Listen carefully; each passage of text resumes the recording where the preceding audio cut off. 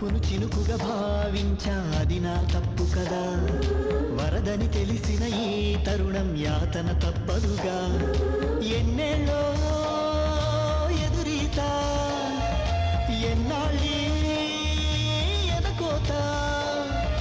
ప్రేమే ఆట కాదు గెలుపు ఓటమి లేదు లాభం నష్టం చూడకు ప్రేమవదు